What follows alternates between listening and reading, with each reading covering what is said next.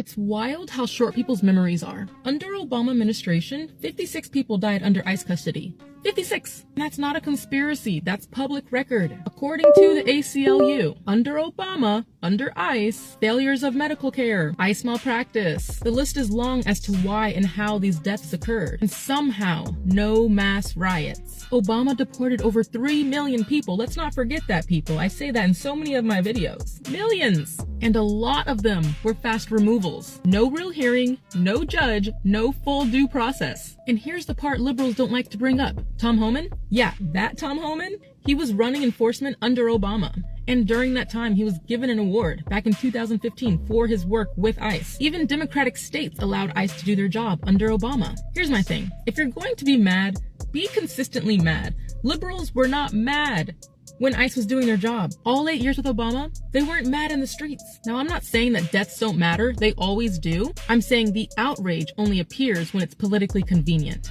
aka selective outrage. Hey everyone, it's your girl Calista Love here, spilling all the tea on the latest in internet culture and news. I hope you're having a fabulous day. But today, we have some major drama that has everyone talking. And honestly, it's equal parts shocking and frustrating. We're diving into a wild story out of Minnesota, where a church service was interrupted by anti-ICE protesters, and former CNN anchor Don Lemon was right there in the middle of it all, live streaming like it was no big deal. Let's dive in. Picture this. It's Sunday morning, January 18th, 2026, at City's Church in St. Paul. People are there to worship, pray, sing, normal church vibes, families, kids, the whole thing. Then, suddenly, about 40 to 50 activists from groups like the Racial Justice Network, led by civil rights attorney Nikema Levy Armstrong, march into the church chanting, "ICE out!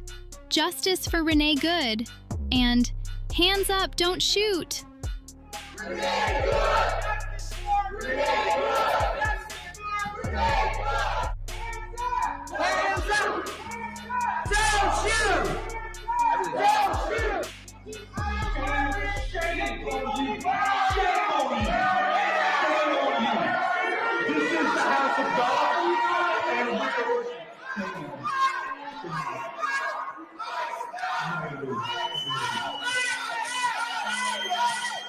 They completely halt the service. They begin calling out one of the pastors, David Easterwood, because he also happens to be the acting director of ICE's St. Paul field office. What do you think of this?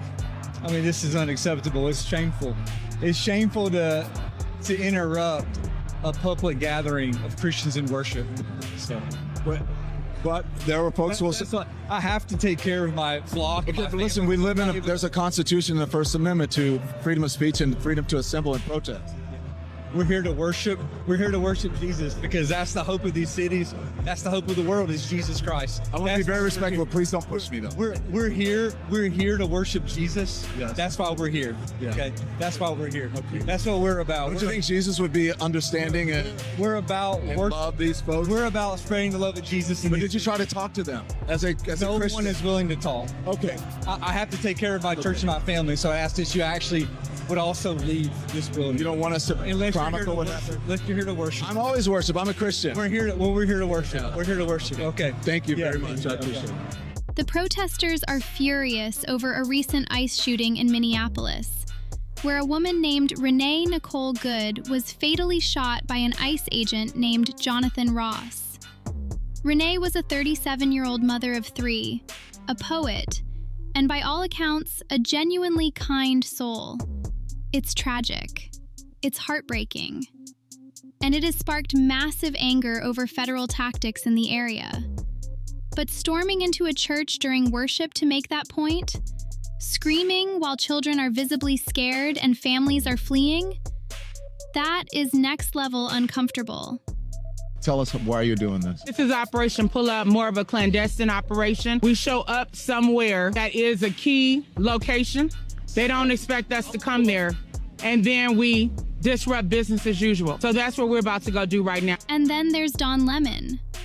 The former CNN anchor is now attempting to do the independent journalist thing, and he shows up, films the entire disruption, interviews protesters like Nakima, even admitting to having spoken with her beforehand. Lemon debates statistics with church members and directly confronts the lead pastor, Jonathan Parnell. Lemon defends his presence as First Amendment journalism, saying he is simply chronicling the protest. But critics argue it went far beyond that.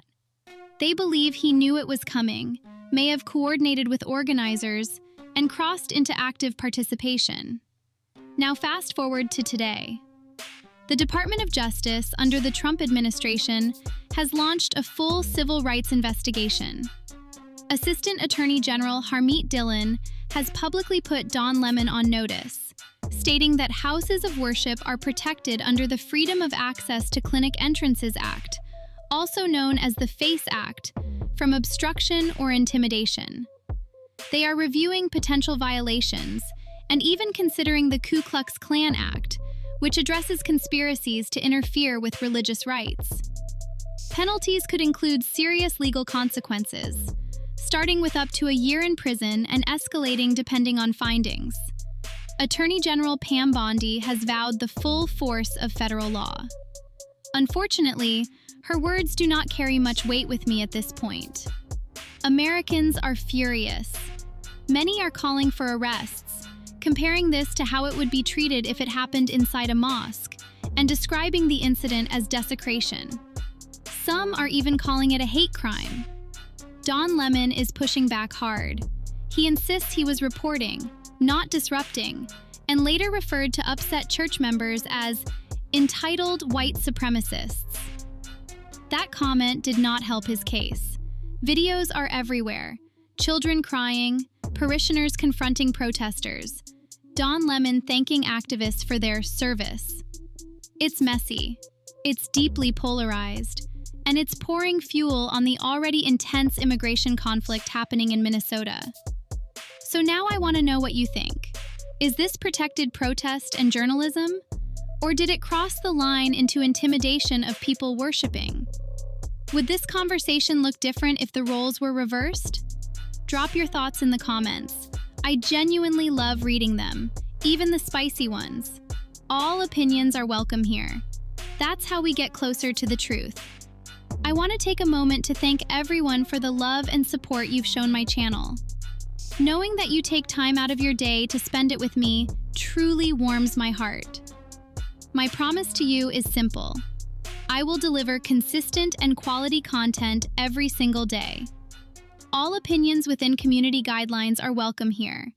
That is the only way we get closer to the truth, by having uncomfortable conversations. This is Calista Love signing off. Stay kind, stay fabulous, and I'll catch you next time. God bless you. Mwah.